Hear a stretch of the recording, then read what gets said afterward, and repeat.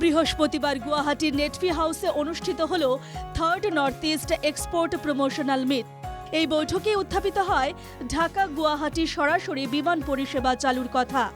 এই ব্যাপারে গুয়াহাটি স্থিত বাংলাদেশের অ্যাসিস্ট্যান্ট হাইকমিশনার রুহুল আমিন জানান, উত্তর পূর্বের রাজ্যগুলির সঙ্গে বাংলাদেশের প্রচুর বাণিজ্যিক সম্ভাবনা আছে। তবে এক্ষেত্রে একটি অন্তরায় হল গুয়াহাটির সঙ্গে বাংলাদেশের আকাশপথে সরাসরি যোগাযোগের কোনো ব্যবস্থা নেই। তাই শীঘ্রই ঢাকা গুয়াহাটির মধ্যে বিমান পরিষেবা চালু হোক।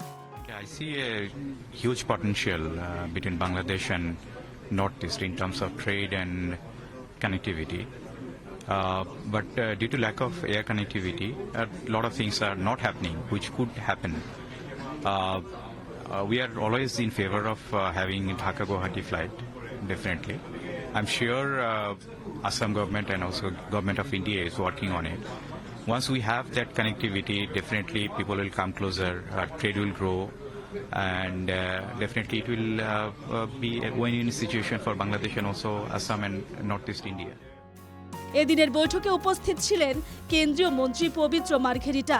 তিনি সাংবাদিকদের জানান, উত্তর পূর্ব ভারত হচ্ছে দক্ষিণ ও দক্ষিণ পূর্ব এশিয়ার গেটওয়ে, তাই এখানে বাণিজ্যের প্রচুর সম্ভাবনা রয়েছে।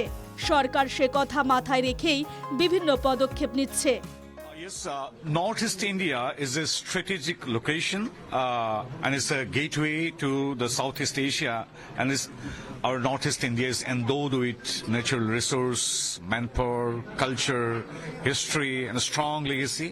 So being a strategic location, our Northeast being a gateway to the enter this South and Southeast Asian region, we have immense potential. That is why our government's policy is active policy.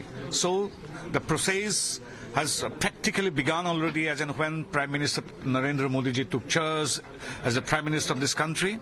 So these are the initiatives taken by the stakeholders and supported by concerned ministries, right from Trade and Commerce to our External Affairs Ministry. We always extend our hand of cooperation to all the stakeholders, and this export promotion meet will definitely enhance the business volume. এই বৈঠকে বাংলাদেশ ছাড়াও নেপাল, ভুটান সহ বেশ কয়েকটি দেশের প্রতিনিধিরা অংশ নেন।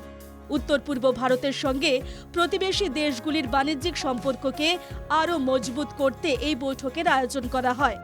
মনে করা হচ্ছে এবারের এই বৈঠকে সবচেয়ে বেশি উপকৃত হবেন উত্তর পূর্বের আমদানি রপ্তানি ব্যবসায়ীরা। Bureau report, NKTV Bangla.